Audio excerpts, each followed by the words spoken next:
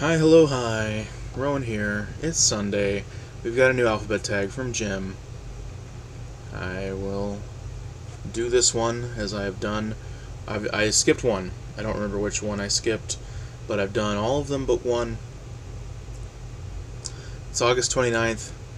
A lot going on in the last 24 hours. Yesterday was my birthday. I turned 31.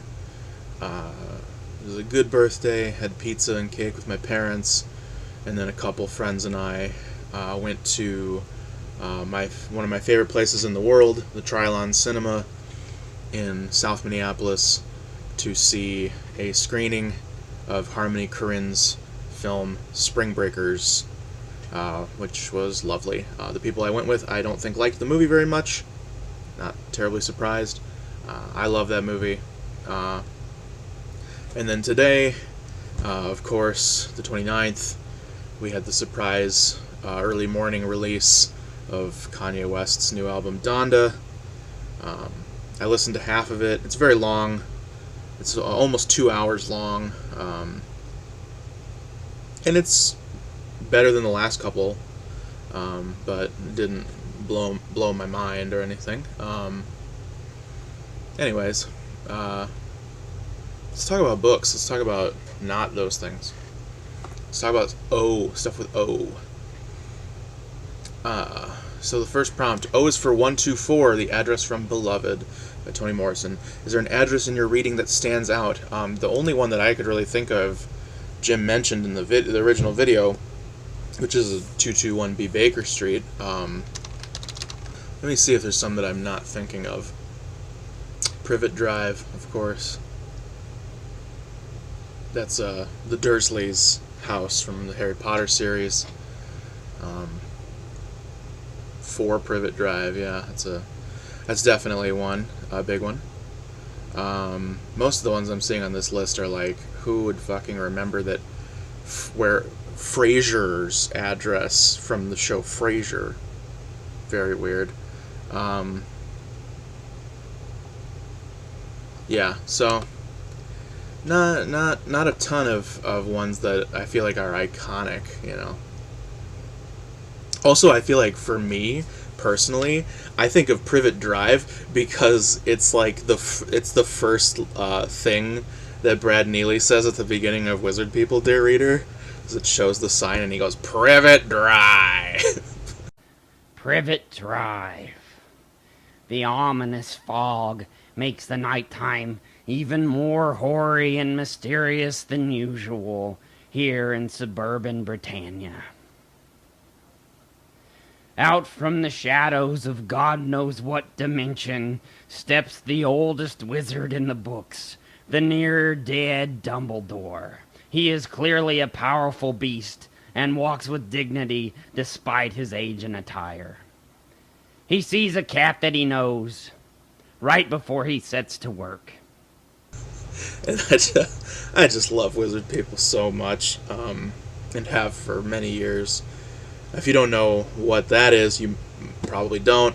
Brad Neely is a guy who got his start doing comics, indie comics, published in like small alternative weeklies in Texas in the early 2000s, and then eventually published on his website. And then he became known in the early days of, YouTube and the mid-2000s. He had a couple things that became sort of viral. First one was a animation and song he had called George Washington, that was, about George Washington. Let me lay it on the line, he had 2 on the vine. I mean 2 sets of testicles so divine. On a horse made of crystal he patrolled the land, with the mason ring and schnauzer in his perfect hands. Here comes George, in control. Women dug his snuff and his gallant stroll. 8 opponents' brains and invented cocaine. He's coming, he's coming, he's coming. And then he would go on to do a number of animations about a number of different characters that were eventually adapted into a Adult Swim TV show called China, Illinois, that ran for a few seasons in the early 2010s. And then he had another Adult Swim animated sketch show called Brad Neely's Harg, Nail, and Scampio Pipio, I want to say. And that only ran for one season. And then now he's got a new show that's going to be out on Paramount Plus that looks kind of like Pretty Normal, which I'm a little worried about. But the first thing that he did that got him like major attention, and I think the best thing that he ever did, was this project called Wizard People, Dear Reader, which is an audio file that you play over the top of the movie Harry Potter and the Sorcerer's Stone. You replace the audio of the movie with this audio track of Brad Neely talking over the movie, and he gives everyone new dialogue and completely remakes the story, and it's so weird. There's nothing else like it, because like, you might want to think that it's like Mystery Science Theater or something like that, people talking over the movie, but it's not like that at all. It's completely recontextualizing and repurposing the movie into a new thing. And it is one of the funniest things that has ever been made, to me. Has some of the funniest, most quotable moments, and it's like a worm in my brain forever. It came out in like 2004, 2005. I think I first discovered it around maybe 2005, 2006. I had a friend who had an older brother who was like 2 years older than us, and I eventually befriended his brother as well. His brother's name is Ben, and Ben was maybe more privy to a lot of like funny things on the internet, and he introduced me to a lot of really great stuff around that time. Stuff like Brad Neely, stuff like the works of Jason Pargin, who up until recently published under the pen name David Wong. He's the guy who wrote John Dies at the End, and he when I first learned of him, he ran a website called pointlesswasteoftime.com, where he wrote humor articles, and it eventually got absorbed by cracked.com, and he became the head editor of cracked.com for many years. Anyways, so Privet Drive always makes me think. I'm going to see if I can find some clips of Wizard People to drop in here, because it's just so good. Who but Snake arrives and darkens the hallway with her black robes galore. Again with the face, again with the eyes. What are you kids doing here? Well, we fucking go to school here. You will be schooled here. A staring match ensues.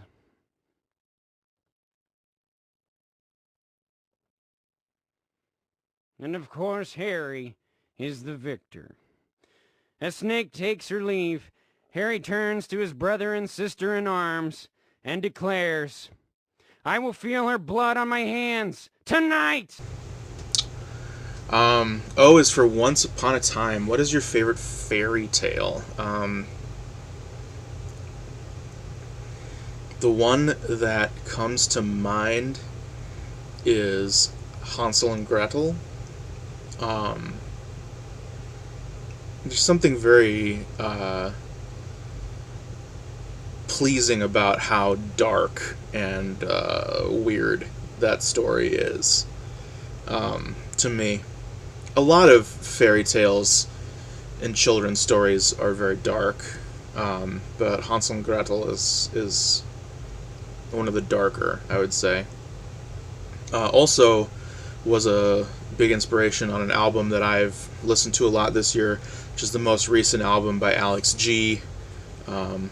It's called House of Sugar, and there's references to the story throughout the album, but most explicitly on the song Gretel, which was the lead single from the album. Very good song. Nobody's gonna push me off track, I see what they do. Good people got something to lose, I don't wanna go back. Nobody's gonna push me off track, I don't wanna be this. Good people got what to resist,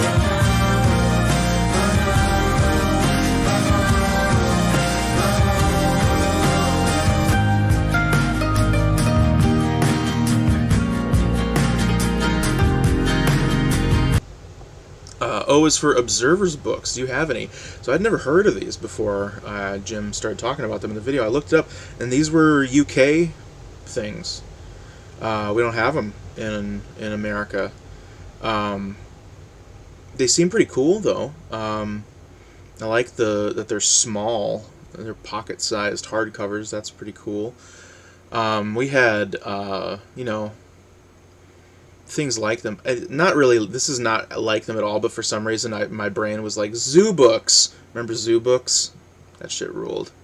Now your child can visit steamy jungles, grassy plains, and the dark depths of the oceans to meet and learn surprising facts about the magnificent animals that live there, all through the captivating, colorful pages of Zoo Books. The publication is specially created for young readers. Each monthly issue of Zoo Books is packed with breathtaking full-color photos and scientifically accurate illustrations, plus games and puzzles. Today, through this exclusive TV offer, you can get 12 fascinating issues of Zoo Books for the special price of $19.95.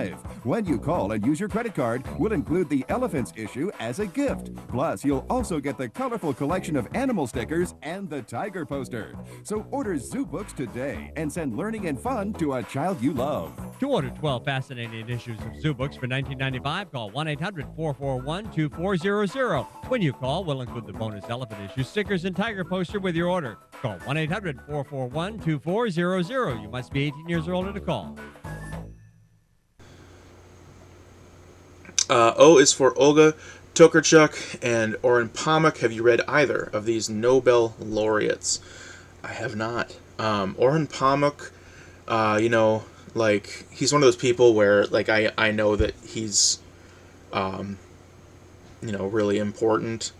Obviously, he won the Nobel Prize, but none of his books have ever sounded super interesting to me, like something I would be super interested in. Olga Tokarczuk, on the other hand, she just won the Nobel a couple years ago, and was basically unknown in America, at least. I don't think any of her books had been translated into English at the time that she won, or maybe none of them had been, successful in the English-speaking world, really. But her book, what was it called? It's got a long title and I can't remember. Drive Your Plow Over the Bones of the Dead. That was released in English shortly after she won the award in 2019, and it sounded pretty cool. I do want to read it. I added it to my TBR, my Goodreads TBR, and I just have never bought it because I usually don't buy books right away when they come out. I usually wait a while and get them when they're cheaper. After everybody's already read them, I can get them used. But then also, her most recent book, The Books of Jacob, which came out originally in 2014, is slated to be finally translated to English. That's coming out in Europe later this year, and the US early 2022. And it's like a 1,000-page epic historical fiction novel that is, people in the Polish-speaking world have called her magnum opus. It was apparently a large deciding factor in why the Nobel committee decided to award her the prize. O is for Old Curiosity Shop. What is your least favorite Charles Dickens novel?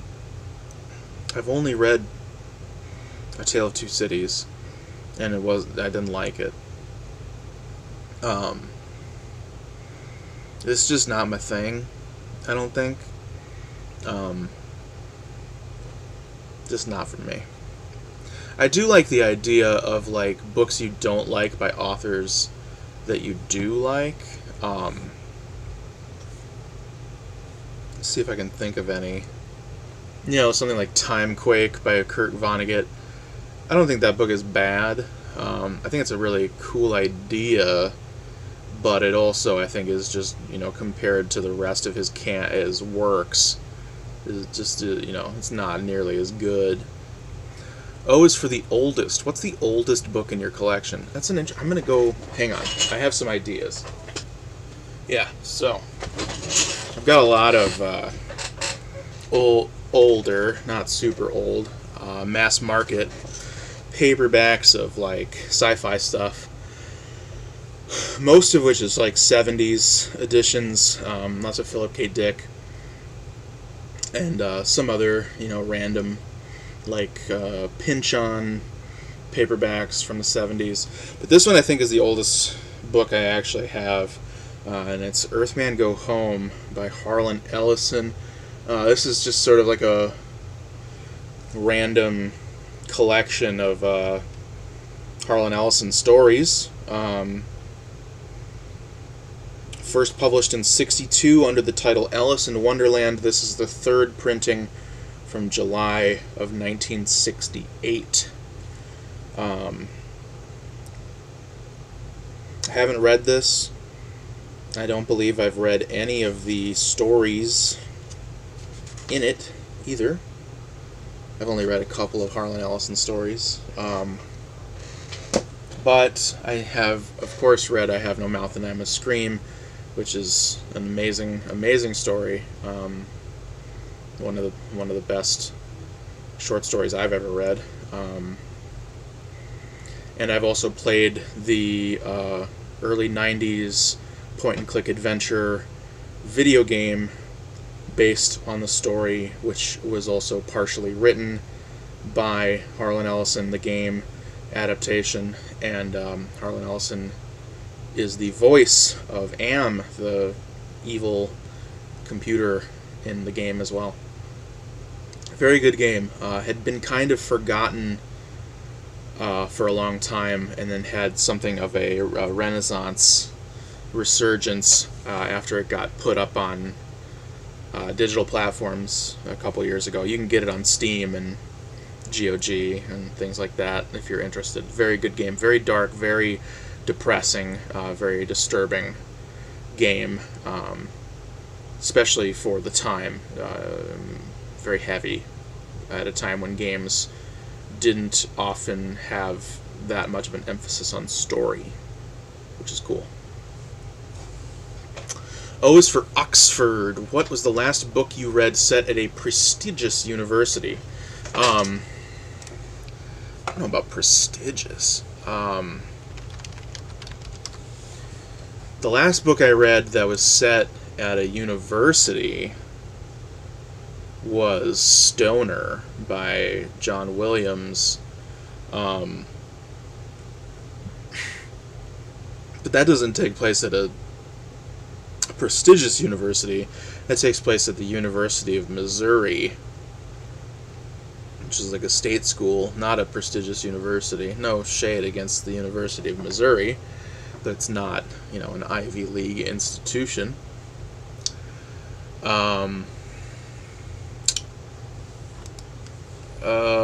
The only other thing I can think of is Secret History by Donna Tartt. Which was Donna Tartt's first novel. Came out in 1992. Was published when Donna Tartt was just 29. She wrote it primarily as her master's thesis. And it takes place at a school called Hampden College in Vermont. which is a elite small liberal arts college that's fictional. It's a fictional place. It was partially based on her time at Bennington College, which is also in Vermont, and is a small liberal arts college where she went to school with and befriended Bret Easton Ellis and Jonathan Lethem, funny enough. O is for Ovid. Have you read the Metamorphoses? No, of course not. We should have this established by now that I don't read old shit. I have read old shit for school. Metamorphosis was not one of those things that I read.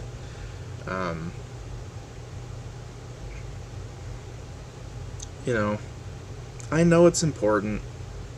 And when I was younger, I felt, like a guilt and responsibility, like I needed to educate myself on the canon so that I could, understand where things came from and appreciate them more. And I think I can get it with the SparkNotes version. I don't need to subject myself to actually reading it and not enjoying it, but getting appreciation or whatever. It's whatever. I don't think it's that important, personally. O is for original. Have you created any original tags? I have not. I have thought about it, that it could be a fun thing to do. I think if I was going to do one, I would make it be about music, probably. There are a lot of good tags out there that are about books and movies, especially in horror booktube. There's been a number of good ones, but I don't think I've ever seen a tag about music. That might be fun to do. There's a lot of good music based on books, and there's a lot of good books about music, and they're not as separate as you might think. And Jim's got a whole stretch of bonus prompts. Let's go through them. O is for opening lines. Do you have any favorite opening lines? I do. I definitely do. I'm not going to be able to remember them precisely off the top of my head. The opening line of Infinite Jest, great first line. I am seated in an office surrounded by heads and bodies.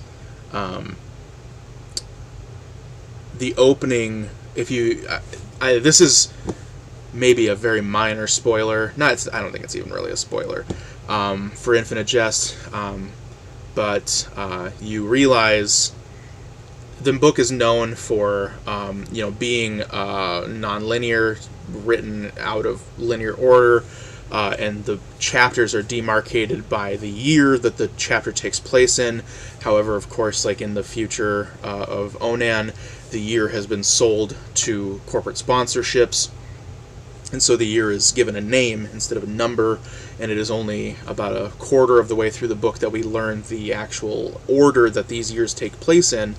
And then once we know that, we are able to deduce as the book ends that the opening chapter of the book is chronologically the last thing that happens in the book.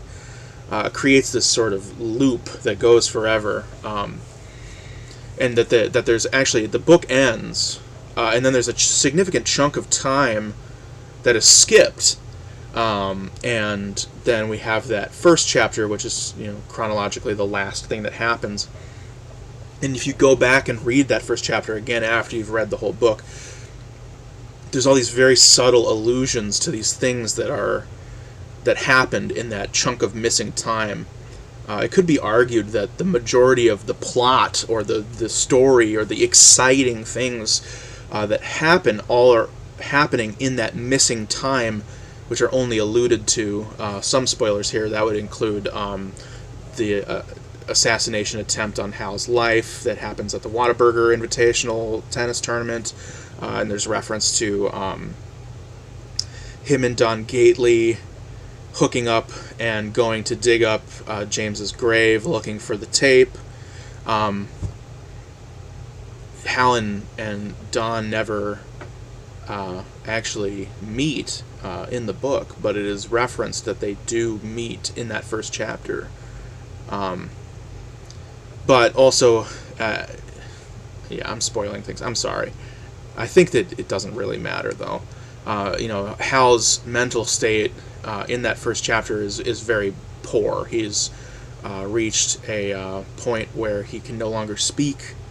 Whenever he attempts to communicate, he instead begins having like seizure-like symptoms and making horrifying noises and uncontrollably shaking. He's just completely detached from everyone else. He's completely, outside of society. And so that opening line, "I'm seated in an office surrounded by heads and bodies," is such a great, subtle way of opening us up to the idea that Hal is in this place where he is just detached completely from everything. He doesn't see people. He sees heads, he sees bodies. Great opening line. So the book I'm thinking of is The Instructions by Adam Levin, a book that I've talked about many times on this channel. And the way that the book opens is interesting because first we have the title page saying that The Instructions is written by Gurion Ben Judah Maccabee, which is then translated and retranslated from the Hebrew and the English by Eliyahu of Brooklyn and Emmanuel Liebman. And then we have this this note from the publisher, which is, of course, this is fictional, telling us that, in light of the controversy surrounding our decision to publish the instructions, we want to clarify that Gurion Maccabee has received no financial remuneration for the publishing of this book, and he will continue to not receive any royalties after he reaches the age of majority in June of next year, regardless of whether the government ultimately convicts, acquits, or fails to prosecute him for crimes relating to the damage proper or the 1117 miracle or any other events pertaining to the Gurionic War, etc., etc. And then this statement is dated December 2013. The book, of course, was published in 2010. And then we have a table of contents, and then we have this thing that's called the Blessings of the Instructions in the Gurionic War, which is like a prayer that is ostensibly written by Gurion, the narrator of the book, about damage. Of course, my channel name is a reference to this book, and damage being one of the big themes of the book. But then, after that, we have the actual opening of the book. And the first sentence is just like, it always just makes me smile, because it's such a perfect way to start this book. It just like establishes the tone so perfectly. And the sentence is, I'm going to read the whole first paragraph, or so. But the first sentence is, Benji Nakamuk thought we should waterboard each other. Me and him and Vinci Portit. That's the first sentence. We wouldn't count the seconds to see who was the bravest or whose lungs were the deepest. This wasn't for contest. We would each be held under till the moment the possibility of death became real to us. And in that moment, according to Benji, we would have to draw one of the following conclusions. My best friends are about to accidentally drown me, or my best friends are actually trying to drown me. The point was to learn what it was we feared more, being misunderstood or being betrayed. That is so fucking stupid, Vinci Portit said. No way I would think you were trying to drown me.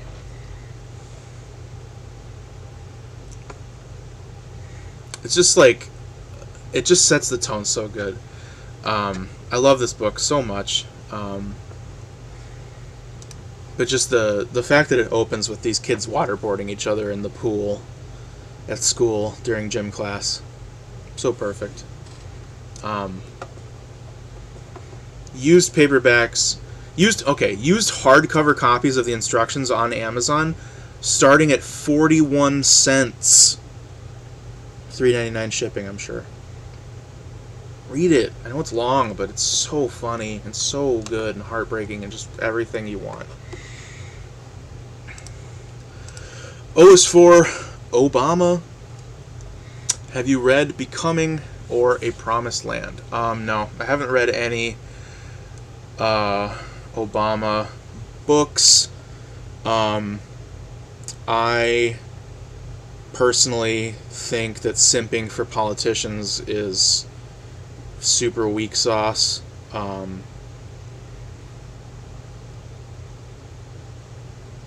Obama is a war criminal. Sorry.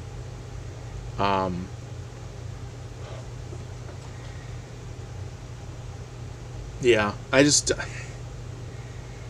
think that, like, in order to become the president, you have to be a bad person. It's just, like, not possible for it to be any other way. Desiring that level of power only appeals to bad people. And I think that's pretty true of most politicians who rise above the levels of local government. They're all liars. Right now in Minnesota, I don't know how nationally or internationally, probably no internationally, some nationally maybe, we're having a lot of struggle with the Line 3 pipeline, which is being built, oil pipeline being built here in Minnesota. They're building it through tribal lands. The pollution, that these pipelines create, very, very bad. They often will break and spill, which causes irreparable damage to these sacred lands. This is, boundary waters. This is places where, the native people grow and harvest, like wild rice and things like that, which is very sacred to them. So there are a lot of, water protectors who are staging a lot of protests. There's an occupation. Water protectors are occupying the lawn of the state capitol right now here in Minnesota to try and get our governor, Tim Walz, to stop the project. When Walz was running for office, a couple of years ago, he publicly said that pipelines running through native lands was a non-starter for him. He would not allow it to happen. And now he is the governor, and he's telling everybody that he's not going to do anything about it because he's a fucking liar. And he just wanted to say things to get the left to elect him, and now he's content to, sit on his throne and not shake things up too much. Very frustrating. And emblematic of why I have no interest in reading a book written by Barack Obama. I voted for him. I was happy when he won. Of course, that was, 2008 was the first year I could vote. And we were coming off of, 8 years of George W. Bush and, post 9/11 America and the war on terror and the war in Afghanistan and the war in Iraq and all of these things. And, I was young, and I did sort of buy into the hope movement that Obama, capitalized on to try and sort of energize young people, and it was all bullshit. So, no, I have not read any Obama, nor will I. Oh, as for offensive, does profanity bother you when you read it? No. I curse a lot in my life. Never been bothered by profanity. I think that people who are bothered by profanity are pearl clutchers, and it's extremely silly to me, because it's an arbitrary thing. The things that should offend you are things that are like actually bad, like rape or extreme violence. Those should be offensive. Just saying fuck, whatever, like, who cares?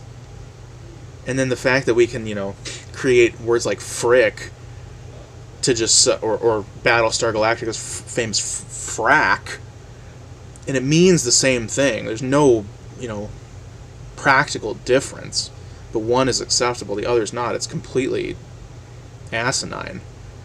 And people who are offended by curse words are the fucking stupidest, worst people. I would never associate with them. It's just absolutely so fucking stupid. How can I swear more while I make my point? O is for Oprah.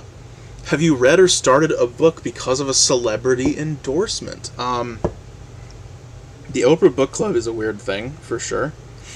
I have read books that have been Oprah selections. I've read The Corrections by Jonathan Franzen, which famously he publicly said that he wished that he hadn't let them do it as an Oprah book. And that was a good book. I've talked before about my distaste for Franzen on a personal level, but that book is good. I can't argue with that. And there have been some other, really good books that she's picked, like Cormac McCarthy. I remember she did East of Eden by John Steinbeck, which I haven't read, but whatever. I'm pretty sure she did Underground Railroad by Colson Whitehead for like the most recent, like, rebooted version of the book club, and that book was great. I do, when I pick a book up and I'm looking at it, and it's got pull quotes from other authors, that will make a difference for me. That will, inspire me to want to read it. If someone whose works I like and whose opinion I respect because of that is giving something their seal of approval, that is something that I take note of. Like, for instance, right here next to me, I talked about this recently, but I just bought the new book, Appleseed by Matt Bell, which Karen Russell says is a work of incandescent imagination. At once an eco-horror story about human greed and regenerative new myth, I loved the soaring possibilities seeded throughout this wild novel, which pushes its readers to imagine new ways of dwelling in and with non-human nature. Bell's book is a chrysalis inside of which I could feel my mind changing, preparing for new flights. Karen Russell, of course, the author of Swamplandia. And then we've also got Kelly Link on here. It says, woven together out of the strands of myth, science fiction, and ecological warning, Matt Bell's Appleseed is as urgent as it is audacious. And so, both of those women have written books that I've enjoyed in my life, and so I am likely to take their word as at face value. O is for Oregon, or Oregon, Oregon or Oregon. Ohio and Oklahoma. Have you read any books set in any of these states? Oklahoma, of course, Grapes of Wrath begins in Oklahoma. I've read that.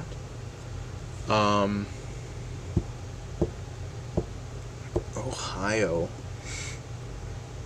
Ohio sucks. Pretty bad. It's a pretty shitty place to be. Truly the only state that could have produced the Paul brothers, Jake and Logan. Oregon I've never been to. I can't think of any.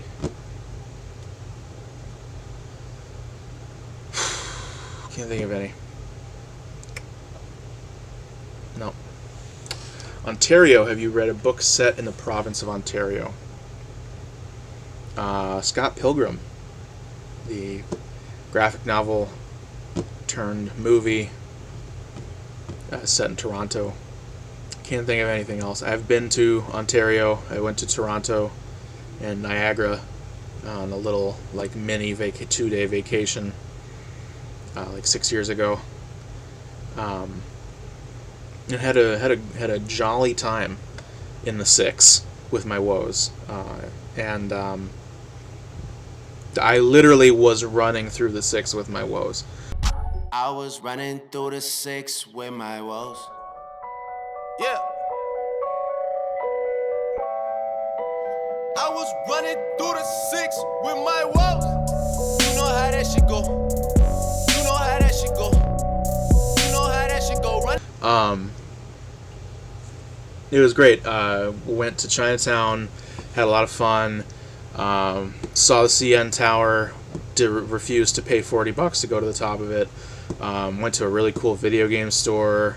Went to this really cool record store where I found what at the time was my white whale of record collecting, which was my favorite album of all time at the time, which is First Imaginary Symphony for Nomad by the Music Tapes. Wake up, sleepless sailor, you've been sent. Sleeping buildings in a single bound.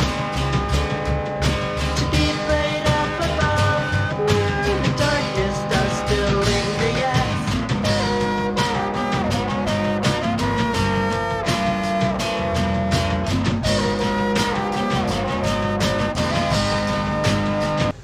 Which was, pressed in very small numbers in 1999 and never repressed. But I found it at that record store. I was very happy that I did. And I had poutine, and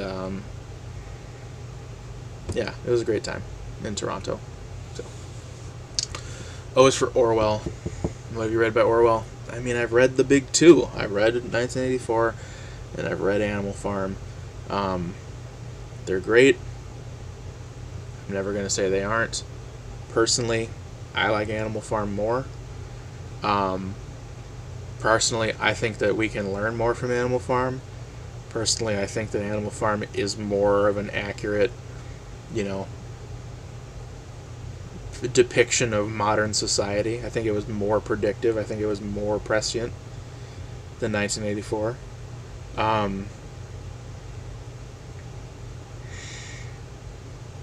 Orwell's great, I've never taken the time and effort to dig deeper than, his Big Two works, but most people haven't even fucking read those, so I'm doing better than most, so. Alright, that's it. I'm gonna have to edit this now.